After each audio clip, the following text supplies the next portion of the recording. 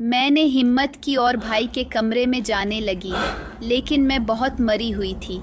न जाने भाई का रद्द अमल किया होगा। खैर, मैं डरते डरते भाई के दरवाजे तक पहुंच गई। दरवाज़ा लाख नहीं था। मैं दरवाज़ा खोलकर सैयदा भाई को देखते ही मैं शर्म से पानी हो गई, क्योंकि भाई तो बग़ैर कसम पहने सोया हुआ था। और मैं जाकर आराम से भाई के पास बैठ गई। भाई नींद में था। उसे पता नहीं था कि मैं कमरे में आ गई हूँ। मैं भाई के बालों में आराम से इंगलियां हीदने लगी। भाई के बाल बहुत प्यारे थे और मुझे अच्छा लग रहा था। मैं खूब इंजॉय कर रही थी, क्योंकि भाई तो नींद में था। मैं तकरीबन बहुत ही टाइम भाई को चलती रही।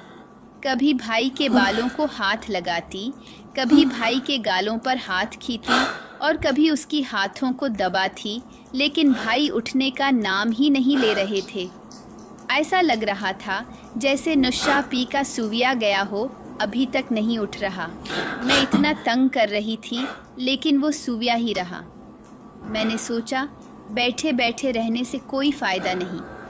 मैंने भाई के हाथ को पकड़कर हिलाया तो वो उठा और मुझसे पूछने लगा, शेज़े बाजी सब खैर तो है ना? इस कायम क्या हुआ मेरे कमरे में आई हूँ? मैंने कहा, भाई कुछ नहीं, बस नींद नहीं आ रही थी, इसलिए सोचा कि भाई के पास चली जाती हूँ। थोड़ा टाइम अच्छा गुजर जाएगा। तो भाई कहने लगा, हाँ शेज़ बाजी, अच्छा क्या, मुझे तो वैसे भी नींद आई हुई थी, पता नहीं तो कब आई।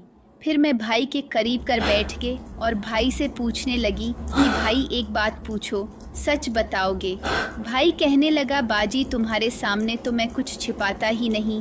और मैं उससे कहने लगी, देखो भाई, हम साथ साथ रहते हैं और एक दूसरे की बहुत कदर करते हैं।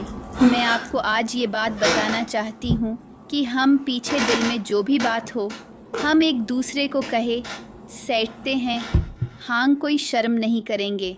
भाई कहने लगा, हाँ बाजी तो ठीक ही कहती हो, क्योंकि हम एक दूसरे को अपने दुख सक नहीं सुनाएंगे तो और किसको सुनाएंगे।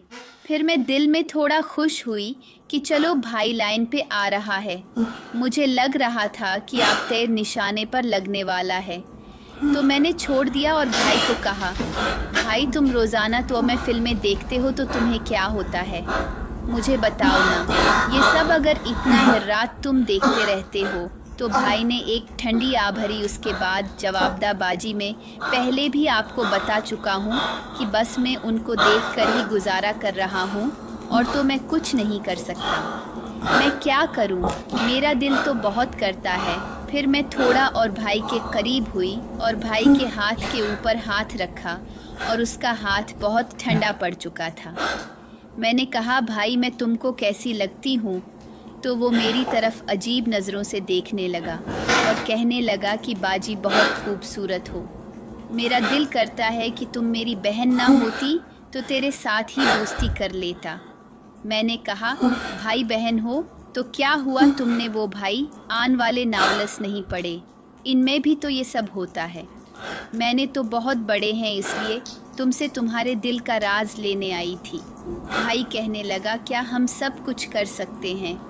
मैंने कहा, क्यों नहीं, क्योंकि हम हो सट्टल में अकेले ही रहते हैं और हमारे पास ना कोई होता है और न ही कोई आता जाता है। किसी को पता भी नहीं चलेगा और हम अपनी ज़िंदगी सुकून से जीते रहेंगे। और भाई बहुत खुश हुआ।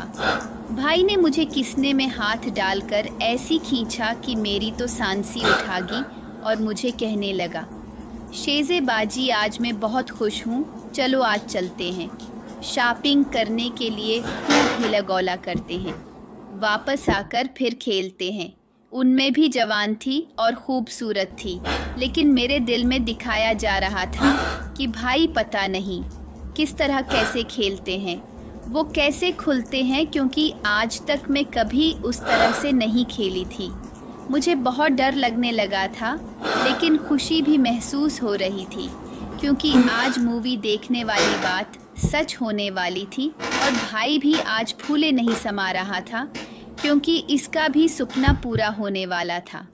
वो मूवी देखकर पागल हो गया था और हम दोनों अपने हॉस्टल से निकले कर बाजार की तरफ जाने लगे।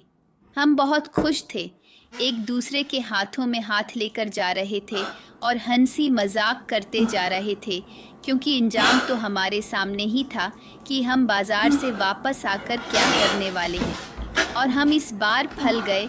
वहाँ पर हमने बहुत ही प्यारी